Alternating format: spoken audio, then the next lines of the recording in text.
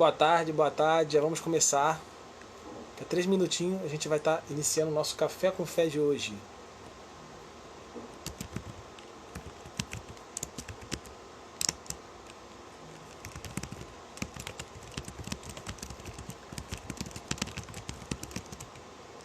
Aproveite esse momento para estar compartilhando essa live, está mandando para seus amigos, familiares,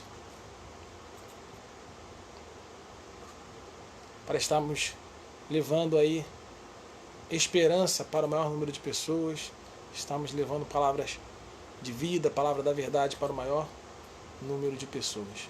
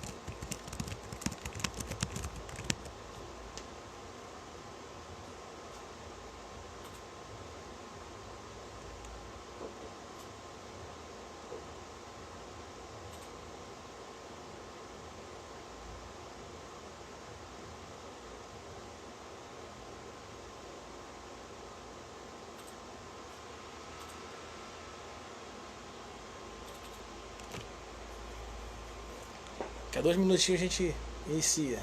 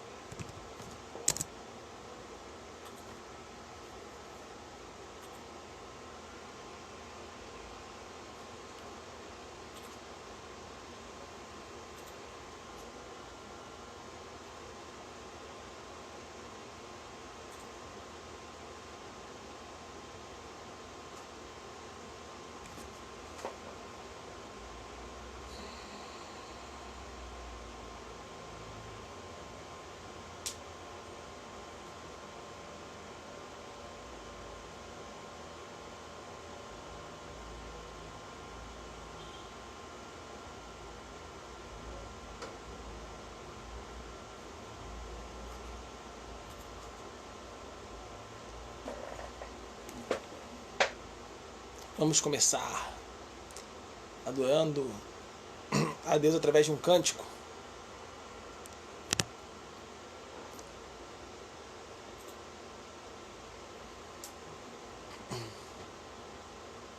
No início eras a palavra,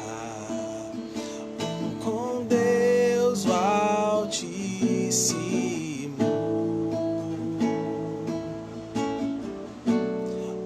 Mistério da tua glória, Cristo em ti se revelou. Ó, quão lindo esse nome é, ó, quão lindo esse nome é, o nome de Jesus, meu Rei. Ó, quão lindo esse nome é, maior que tudo ele é. Ó, quão lindo esse nome é, nome de Jesus.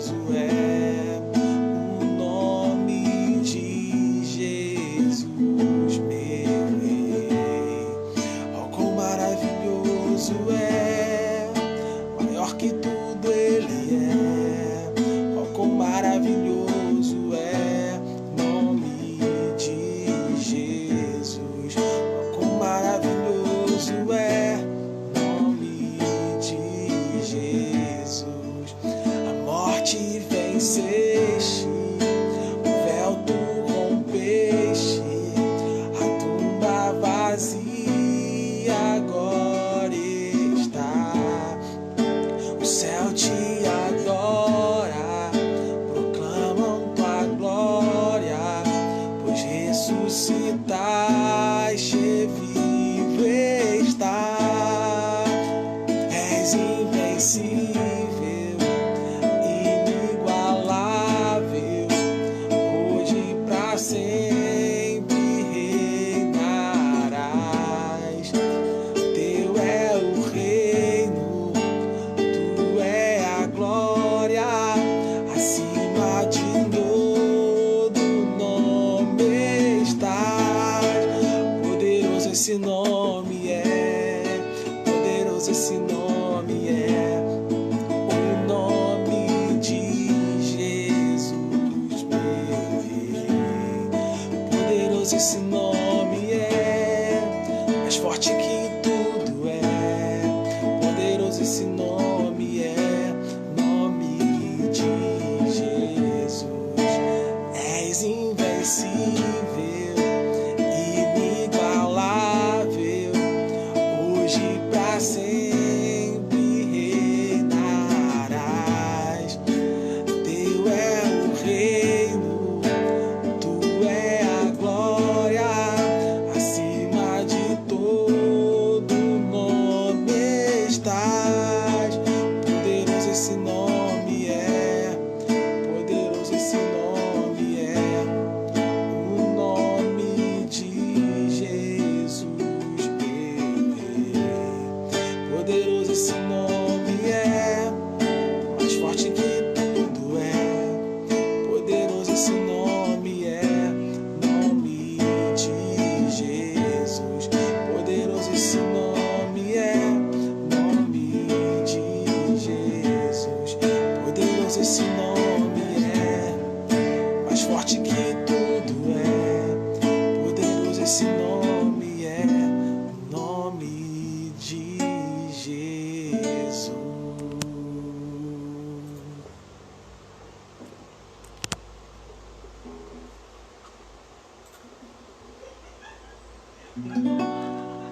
Tu és a minha luz, a minha salvação, e a ti me renderei. Se ao teu lado estou, seguro em tuas mãos, em nada temerei.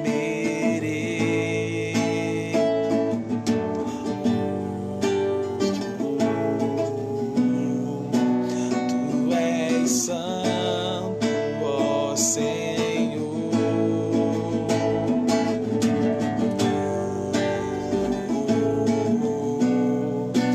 Tu és digno de louvor. Só em ti confiarei, eu nada temerei. Em frente eu irei, pois eu sei que vivo estás, e um dia voltarás do céu pra nos buscar, pra sempre reinarás. Aleluias. Tu és a minha luz, a minha salvação, a ti me renderei. Se ao teu lado estou, seguro em tuas mãos, eu nada temerei.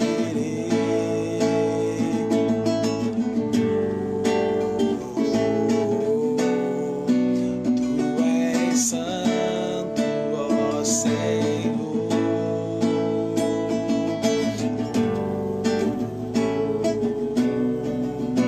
Tu és digno de louvor.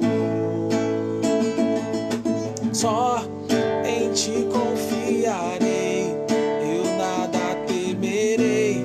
Em frente eu irei, pois eu sei que vivo estás, e um dia voltarás do céu pra nos buscar, pra sempre reinarás.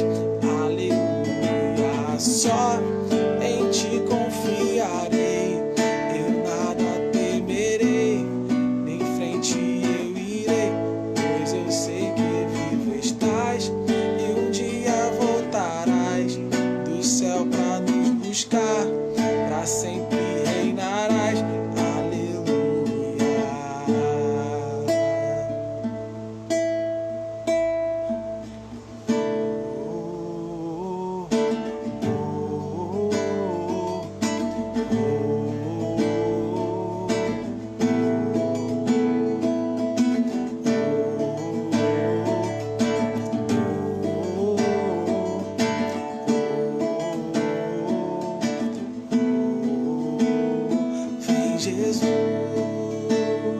vem Jesus, Maranata, hora vem Senhor Jesus,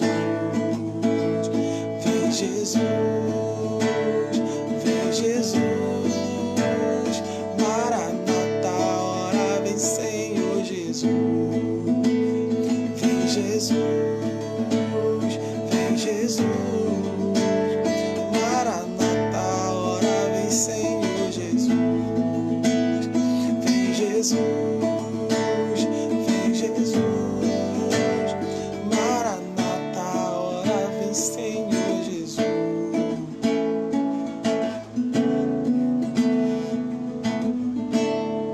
Amém. O Senhor é a nossa luz, a nossa salvação, e por isso nada temeremos. Em meio a aflições, nada temeremos, pois o Senhor é o nosso seguro, né? É o nosso socorro, é o nosso descanso, né? Então, esse é o nosso cântico em meio às aflições, em meio às dificuldades que estamos vivendo. Esse é o nosso consolo. Lembrar que Deus nos amou tanto que entregou seu Filho, e nele podemos vencer qualquer aflição, podemos vencer qualquer dificuldade, né? Qualquer batalha, né? E sabendo que logo, logo Jesus vem para nos resgatar, para nos levar para a vida eterna, morarmos com Ele eternamente, e lá não veremos mais dor, não terá mais choro, não terá mais pranto. Esse é o nosso consolo, é a nossa alegria e nossa esperança. Amém? Bom,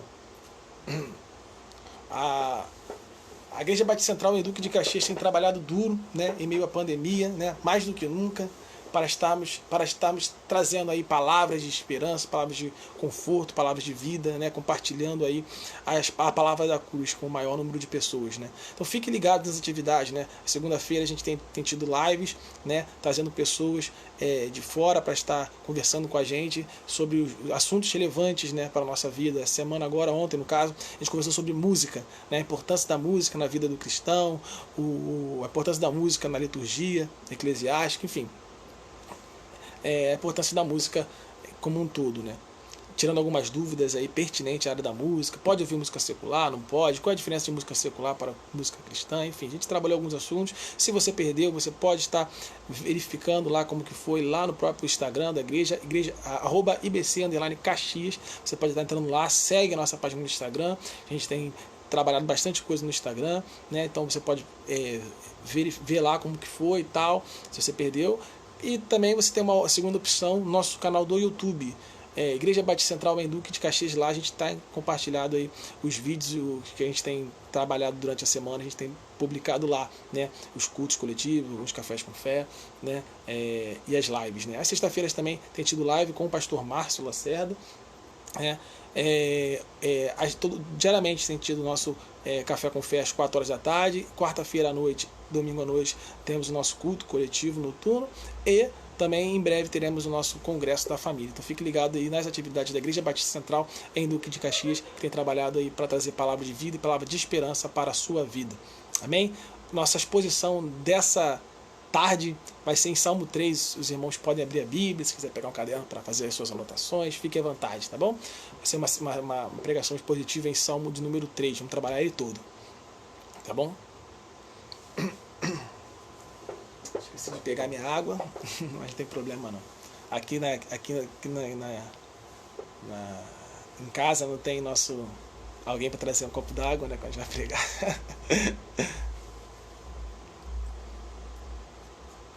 Brincadeiras à parte, vamos lá. Fiz uma brincadeira para dar tempo para vocês estarem abrindo a Bíblia. Então, Salmo de número 3, vai dizer assim a palavra de Deus: Senhor, como se tem multiplicado os meus adversários, são muitos os que se levantam contra mim. Muitos dizem da minha alma, não há salvação para ele em Deus. Selá. Porém tu, Senhor, és um escudo para mim, a minha glória e o que exalta a minha cabeça. Com a minha voz clamei ao Senhor e ouviu-me desde o seu santo monte. Selá. Eu me deitei e dormi, acordei porque o Senhor me sustentou. Não temerei 10 milhares de pessoas que se puseram contra mim e me cercam. Levanta-te, Senhor, salva-me, Deus meu, pois feriste a todos os meus inimigos nos queixos, quebrastes os dentes aos ímpios. A salvação vem do Senhor, sobre o teu povo seja a tua bênção. Santo Deus eterno Pai, graças te damos, Pai, por todos os benefícios que o Senhor nos tem feito, Pai. Quero te pedir, Pai, para que o Espírito Santo, Pai, possa estar nos iluminando, para que a gente possa entender, Pai, as Sagradas Escrituras, Pai, de tal forma, Pai, que elas nos molde o seu caráter, nos transforme, Pai, porque sabemos que a sua palavra nunca volta vazia, Pai, que eu seja apenas um mensageiro, mas que a verdadeira mensagem, Pai, possa não ser modificada por causa do meu pecado, mas que o Espírito Santo de Deus possa estar realmente levando a verdadeira palavra aos corações e convencendo o homem do pecado. É isso que nós pedimos, já te agradecemos, em nome de Jesus, amém e amém. Bom, esse é o Salmo de número 3, é um Salmo davídico, tá? Ele não é unânime quanto à divisão dele, tá? Eu usei essa Bíblia aqui, ó, Bíblia de Estudo MacArthur, peguei a divisão dela, tá? Mas existem outras divisões. Por exemplo, esse comentário aqui, que eu também tenho, do Derek Kidner, que é um comentário muito bom também, eu utilizo muito, né, para estar estudando quando eu vou preparar meus sermões. Ele é da editora Vida Nova, da série Cultura Bíblica, né? Esse salmo, esse comentário, por exemplo, ele divide esse salmo em 4 partes, tá? O comentário também do Charles Spurgeon divide em 4 partes, por exemplo. Mais o da Bíblia MacArthur, de estudo MacArthur, ela divide em 3 partes. Enfim, tem outros comentários também que dividem em 3 partes e alguns outros que dividem em 4 partes, dão títulos diferentes. Eu usei para esse sermão, achei mais interessante para a nossa exposição de hoje, usar o da Bíblia MacArthur, tá? E ele divide em 3 partes, né? A primeira parte ele chama de As Dificuldades do Salmista, a segunda parte ele chama de A Paz do Salmista, e a terceira parte ele chama de A Oração do Salmista. A primeira parte vai do verso 1 ao verso 2, a segunda parte vai do verso 3 ao verso 6, e a última parte vai do verso 7 ao verso 8. Tá? Quem me conhece sabe que eu gosto de ler todo o texto e depois relendo parte por parte, explicando e aplicando enquanto a gente lê as partes que a gente vai expor, tá bom? Então é assim que a gente vai trabalhar também hoje, tá? Esse é o primeiro salmo com o título, né? Também é o primeiro salmo atribuído a Davi, dos 73 salmos que são atribuídos a Davi, né? E o contexto desse salmo, o Davi escreve esse salmo quando ele teve de fugir de Absalão, seu filho, né? Vocês devem lembrar desse episódio, tá? Então esse é o contexto, tá bom? Então vamos ler a primeira parte, os 2 primeiros versos, e depois a gente vai explicar e aplicá-los aí na nossa vida, amém? Então vamos lá. O primeiro e segundo verso diz assim: ó, Senhor, como se tem multiplicado os meus adversários. São muitos os que se levantam contra mim. Muitos dizem da minha alma: não há salvação para eles em Deus. Selá. Selá, só para explicar, né? De repente você, Tiago, tem selá na minha Bíblia também. O que significa selá, né? Enfim, cada lugar diz uma coisa, né? Tem várias interpretações aí possíveis, né? Mas eu gosto da interpretação da minha Bíblia de King James, atualizada, tá? Ela traduz selá como pausa, a pausa, né? Então tem uma poesia, ou tem músicas, e tem as pausas entre na poesia ou na música, né, que divide as estrofes, enfim. Então é uma pausa, tá? Vai ter outros salmos também que vai trazer essa nomenclatura aí, selá, né? E geralmente dá para interpretar como uma pausa, né? Na poesia ou na música, tá bom? Então essa é a tradução aí que eu acho interessante para a palavra selá, tá? Nesses 2 textos eles revelam o sofrimento de Davi. Davi está sofrendo. E por que Davi está sofrendo? Porque ele está se vendo em minoria. Nós fomos criados seres relacionais. Eu costumo falar muito isso, é muito importante a gente entender isso, que nós somos criados seres relacionais. Ou seja, o que significa, né, sermos criados seres relacionais? Significa que Deus nos criou para nos relacionarmos mutuamente, nos relacionarmos com a sua criação, principalmente, claro, nos relacionarmos com Ele, com Deus, né? A gente chama isso na teologia de relacionamento horizontal, né, que é o nosso relacionamento pessoa com pessoa, nosso relacionamento com a criação, né? Então esse é o chamado relacionamento horizontal. E também tem o relacionamento vertical, que é o nosso relacionamento com Ele, né, vertical, tá bom? Então Deus nos fez seres relacionais. E é por isso que temos tanta dificuldade em estar em minoria, porque nós fomos criados para nos relacionarmos com as pessoas. Então a gente tem essa dificuldade. Estar em minoria nos faz sofrer, nos machuca, nos faz sentir dor, né?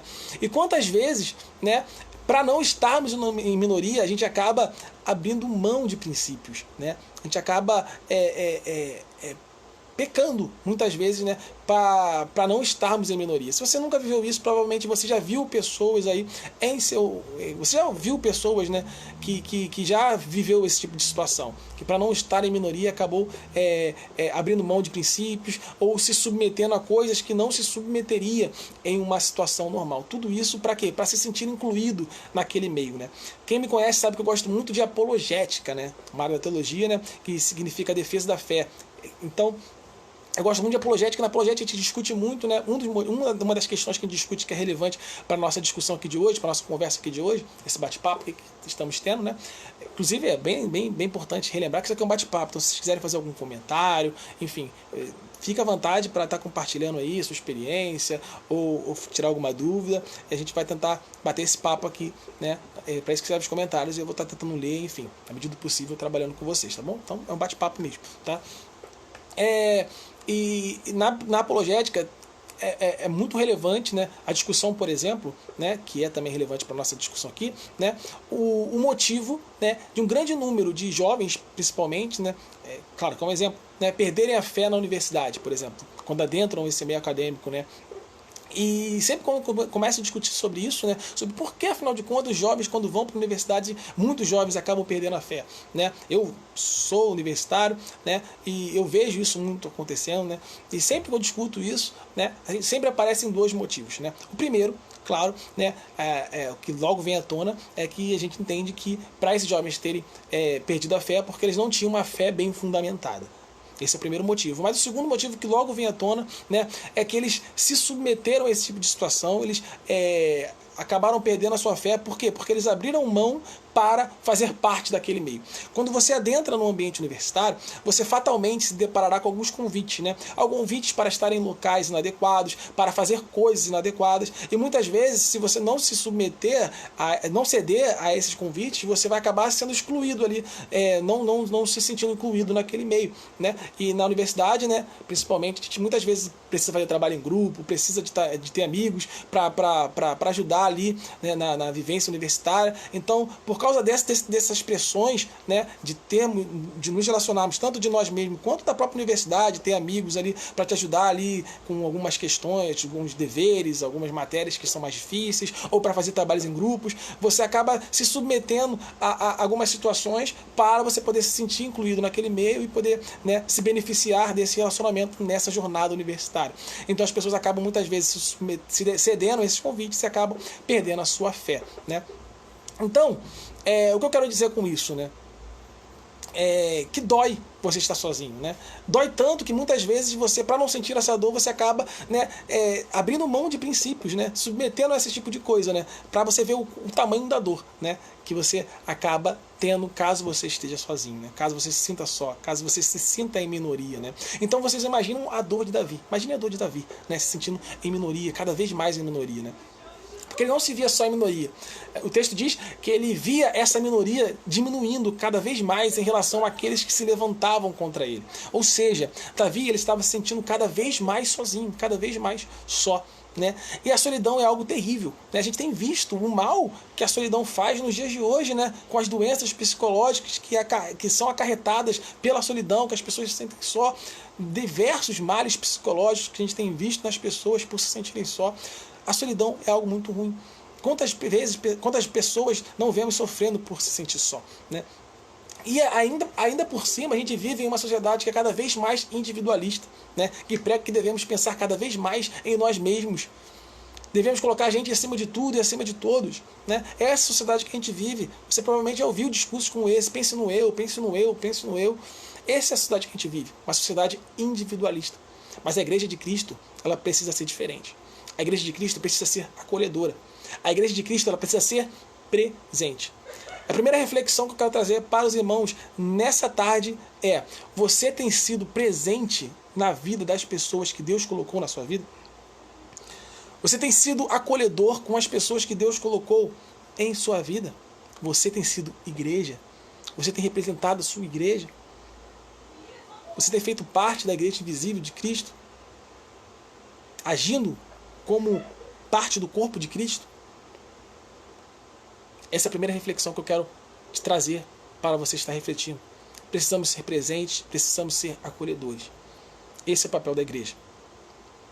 Segunda reflexão ainda nesse texto é que quando a gente olha para esse texto, a gente vê que Davi se sentia só, né? Como eu falei bastante. E talvez você se identifique com esse sentimento de Davi.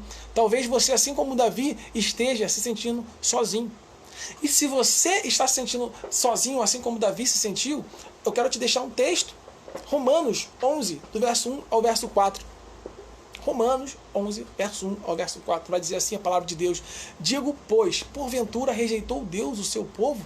De modo nenhum, porque também eu sou israelita, da descendência de Abraão, da tribo de Benjamim. Deus não rejeitou o seu povo, porque antes conheceu. Ou não sabeis o que a Escritura diz de Elias, como fala Deus contra Israel, dizendo, Senhor, mataram os teus profetas e derribaram os teus altares, e só eu fiquei, e buscam a minha alma. Mas que lhe diz a resposta divina? Reservei para mim 7.000 homens que não dobraram os joelhos a Baal. Olha que interessante. Elias estava se sentindo sozinho. Ele falou, Senhor, estou sozinho. Só sobrou eu. Mas o que Deus fala? Não. Você está enganado, Elias. Não só sobrou você. Isso é só impressão sua. É o que você está enxergando. Mas eu reservei para mim 7.000 homens. Eu quero te dizer que assim como Elias, você também não está sozinho. A igreja de Cristo permanece firme e está do seu lado. Deus preservou a igreja de Cristo e sempre preserva a igreja de Cristo. E ela está presente, ela está viva. E ela te ama. E ela está do seu lado. Ela permanece firme para estar ao seu lado. Então você não está sozinho. Ah, Thiago, mas eu já me relacionei com a igreja e já me desiludi com a igreja. Por quê? Porque eu me frustrei com as pessoas da igreja.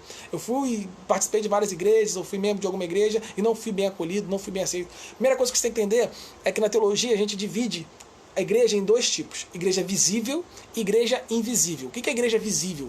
A igreja visível é essa igreja que a gente faz parte, igreja local. Dentro da igreja visível existe o joio e existe o trigo. Né? Ela vai ser dividida nos últimos dias. Mas, quero te dizer que a verdadeira igreja é a igreja invisível, né? Que está dentro da igreja visível. A igreja invisível de Deus, que eu estou falando. A igreja verdadeira de Deus. Então, primeiro, você faz parte da igreja verdadeira de Deus. Essa é uma reflexão para você que é cristão. E segundo, você que está se sentindo sozinho, lembre-se sempre que existe o joio e o trigo. Se você se deparou com o joio e isso te fez mal, lembre-se que existe o verdadeiro trigo, né?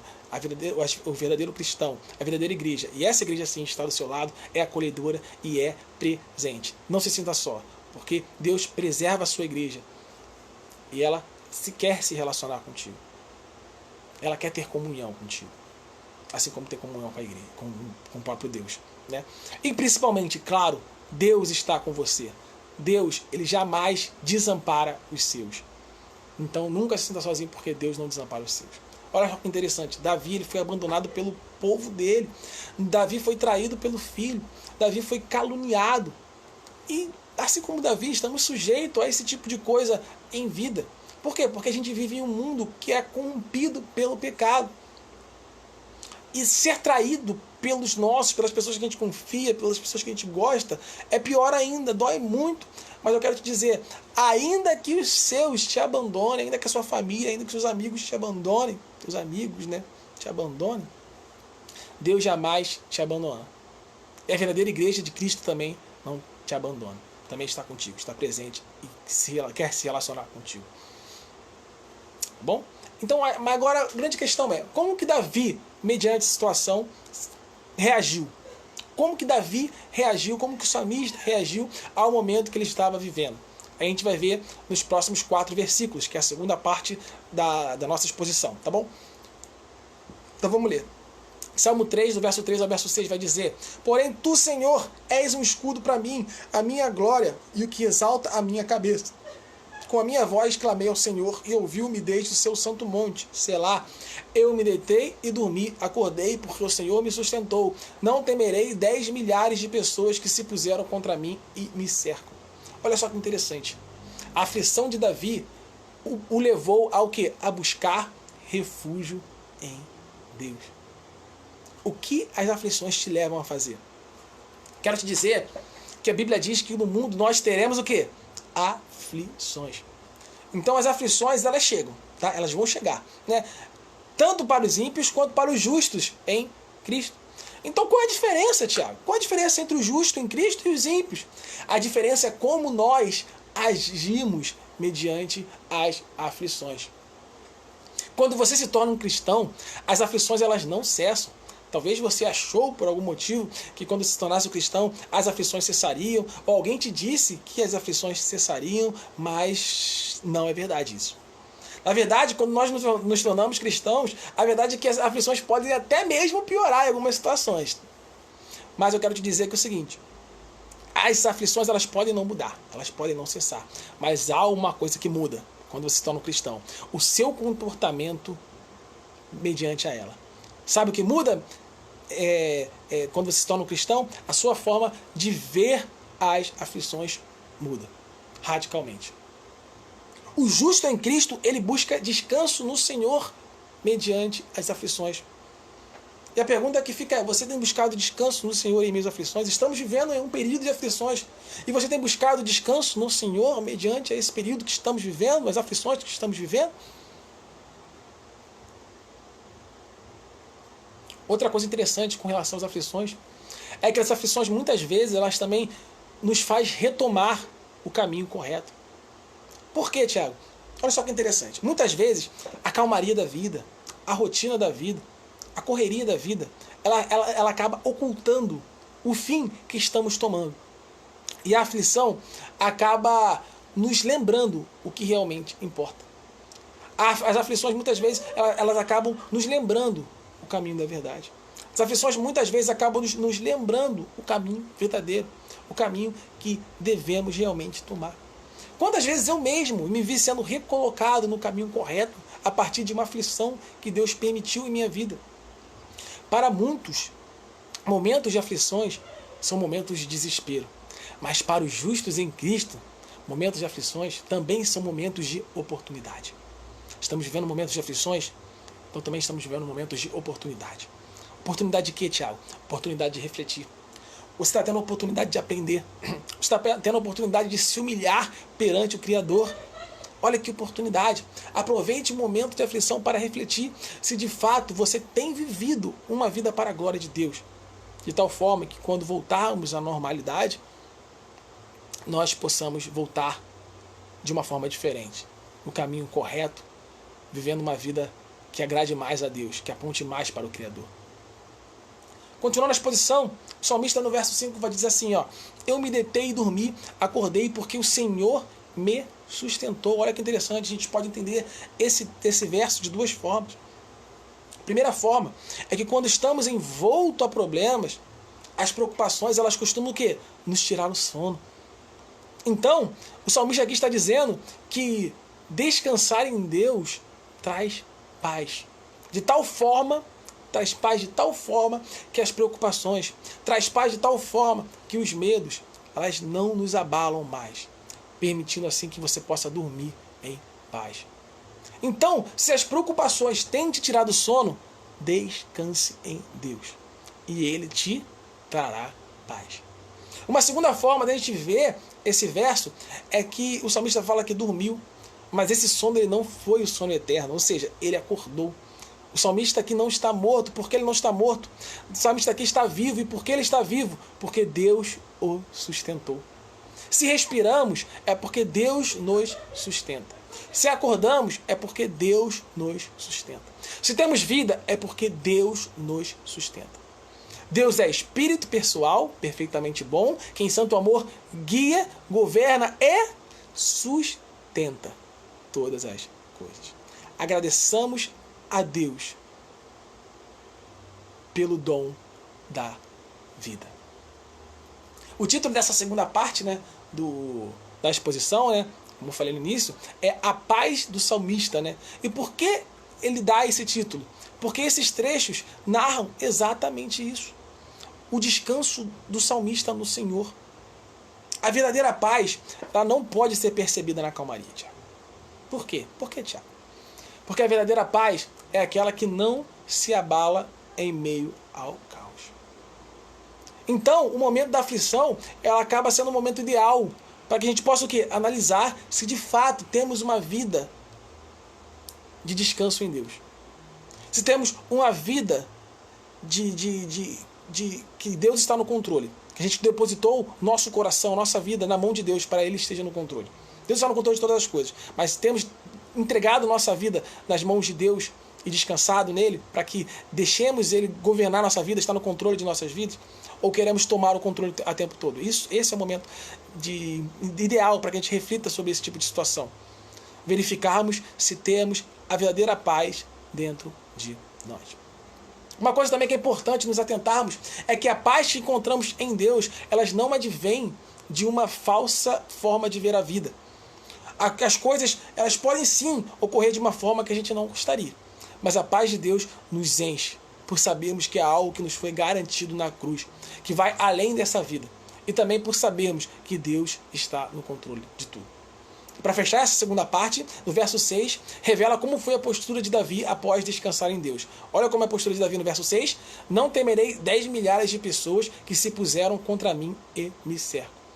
Enquanto nos primeiros versos, Davi se revelava o quê? O salmista se revelava o quê? Abalado mediante as aflições que o cercavam, após descansar em Deus, Davi tem suas forças renovadas. Busque ao Senhor e Ele renovará suas forças. Busque ao Senhor e Ele te dará coragem para enfrentar as aflições. Busque ao Senhor. Vamos para a última parte da nossa exposição, versos 7 e 8. Vai dizer assim: levanta-te, Senhor, salva-me, Deus meu, pois feristes a todos os meus inimigos nos queixos, quebrastes os dentes aos ímpios. A salvação vem do Senhor, sobre o teu povo seja a tua bênção. Selá. Luiz Saião, que é um teólogo famoso aí, especialista do Antigo Testamento, ele costuma brincar, dizendo que esse salmo é o salmo do Mike Tyson. A brincadeira por quê? Porque exatamente por causa desse trecho aí que fala que o salmista pede para Deus ferir os inimigos nos queixos e quebrar o dente dos ímpios, né? Mas brincadeiras à parte, quando Davi, vamos começar a exposição, né? Quando Davi, ele diz, levanta-te, Senhor, ele está convocando Deus para lutar a sua guerra. A verdade é que você não precisa lutar sozinho. Você não precisa enfrentar isso que você está vivendo sozinho. Você não precisa e nem deve batalhar essa batalha sozinho. Deixa Deus comandar essa batalha. Coloque Deus no controle da sua vida. Por quê? Porque nenhum inimigo resiste a Deus. Deixa Ele ser o general de sua vida. E quando o salmista diz para Deus quebrar os dentes dos nossos inimigos, né, apesar de nos soar engraçado, teve uma brincadeira inicialmente, né, Davi aqui está comparando os seus inimigos a animais selvagens. E aqui a gente pode fazer, de repente, uma aplicação bastante interessante. O nosso senso de civilidade, essa capacidade que nós temos de viver civilizadamente, ela nos é dada por graça divina. Isso é graça comum. Ou seja, em Deus, você pode sim refrear seus impulsos pecaminosos. Você não precisa ser refém desses impulsos pecaminosos que você tem sentido tão forte. Nós costumamos ter muitos impulsos pecaminosos. Quer ver alguns exemplos aí bem característicos da nossa sociedade, da nossa sociedade atual, né? Impulsos pecaminosos sexuais, impulsos violentos. Esses impulsos sexuais violentos que nos induzem a pecar com tanta força muitas vezes. Impulsos esses que muitas vezes nos tenta fazermos, nos tenta levar à infidelidade conjugal, nos tenta levar a sermos lascivos ou fornicadores. Muitas vezes esses impulsos pecaminosos ele nos induz a agredir as pessoas fisicamente, nos induz a agredir as pessoas verbalmente. Mas eu quero te dizer que em Deus nós somos capazes sim de resistir a esses impulsos. Muitas vezes nos dá a impressão de que nós somos incapazes de lutar contra esses impulsos, mas isso é uma mentira de Satanás. Eu quero te dizer que Deus ele nos capacita, Ele nos capacita a vencer o pecado, a vencer essa luta que você enfrenta. Eu sei que você enfrenta lutas que muitas vezes parecem impossível, né? A gente costuma até brincar que existem pecados de estimação, mas eu quero te dizer que em Deus podemos sim, você pode sim vencer esse pecado, vencer essa batalha. Acredite, em Deus você é capacitado a vencer esses impulsos pecaminosos. Se esses impulsos são fortes em você, se aproxime de Deus, que Ele te dará forças para resistir a esses impulsos e fazer a vontade dEle, que é melhor do que a nossa. Faça a vontade de Deus, que ela é melhor do que a nossa. E quando o salmista fala aqui, continuando, que ele quebra os dentes dos inimigos, ele está dizendo que Deus ele tira o poder dos teus inimigos de te machucar. Sim, ele pode gerar o poder de te machucar fisicamente, ou seja, ele pode te dar livramentos físicos. Mas o principal livramento de Deus, ele é espiritual. Ele protege a sua vida espiritual. Ele cria um escudo inabalável. Por quê? Porque em Deus a vida eterna nos é garantida. A verdadeira vida nos é garantida. E essa verdadeira vida não pode ser abalada quando estamos em Deus por qualquer aflição, por qualquer mal, por qualquer enfermidade, por qualquer desafio que a vida venha nos trazer. E essa ideia culmina no último versículo, que diz que do Senhor é a salvação. Do Senhor é a salvação e de mais ninguém. Nós não devemos depositar nossa esperança em nenhum homem. Não devemos depositar nossa esperança em nenhum líder político. Não devemos depositar nossa esperança em nenhum líder eclesiástico. Nossa esperança ela precisa ser depositada em Deus. E em Deus somente. Pois o quê? Pois vivemos em um mundo caído. A Bíblia diz que não há um justo sequer. Somente nele, somente em Deus, encontramos salvação. Por isso que eu faço tanta questão de dizer que somos justos em Cristo. Por quê? Porque nós somos incapazes de sermos justos por nossos próprios méritos. Nós somos justos pelos méritos de Cristo. Somente em Cristo podemos ser salvos. Somente em Cristo podemos alcançar a salvação. Essa é a palavra de Deus para os nossos corações nessa tarde. Deus possa te abençoar, que você possa descansar em Deus e saber que em Deus a vitória nos é garantida. Amém? Vamos estar fazendo uma oração final, agradecendo a Deus por não ter nos desamparado, estado conosco aí nesse momento de dificuldade.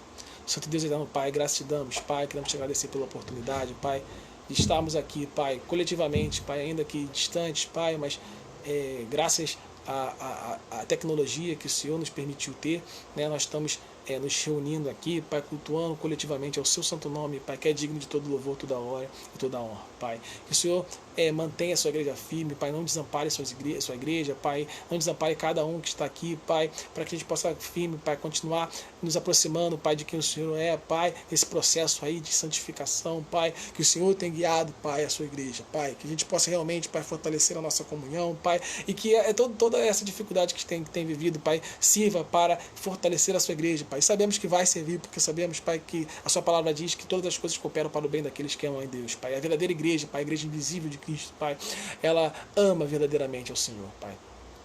Ó, Pai, quero te pedir, Pai, por cada enfermo, Pai, que se o Senhor quiser, Pai, o Senhor cure, Pai, porque sabemos, Pai, que o Senhor é o Deus da cura, Pai, o Senhor é o Deus, Pai, da salvação, Pai, o Senhor é o Deus, Pai, da vida, Pai. Então que o Senhor, se for da sua vontade, Pai, que o Senhor cure, Pai, mas se não for para curar, Pai, que o Senhor realmente, Pai, faça com que as pessoas se rendam aos seus pés, se humilhem aos seus pés e percebam, Pai, que a verdadeira vida não é essa, que a gente não se apegue tanto a essa vida, mas que a gente pense, Pai, e viva, Pai, a vida apontando para a verdadeira vida que é eterna, Pai.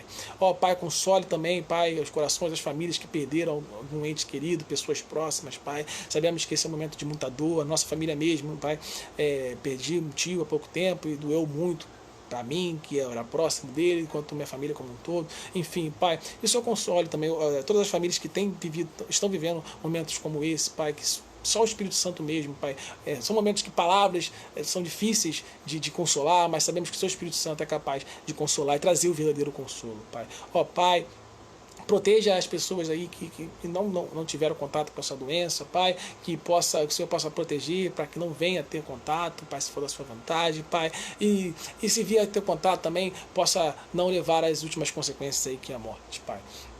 Ó, Pai, abençoe também os aniversariantes. O pastor disse aí que o Maurício está fazendo aniversário, dê muitos anos de vida, saúde, paz, tranquilidade, descanso. Proteja esse seu servo, Pai, que ele possa continuar sendo bênção, Pai, na sua igreja, Pai, para as pessoas próximas, Pai, para seus amigos, Pai. Ó, Pai, te agradecemos por tudo, Pai, continue conosco, Pai. É isso que nós pedimos nessa tarde, já te agradecemos, em nome de Jesus, amém e amém. Graça e paz. Continue ligado nas atividades da Igreja Batista Central em Duque de Caxias. Estaremos continuando juntos aí, adorando aquele que é digno de toda adoração. Amém? Amém. Então, até a próxima, pessoal. Tchau, tchau.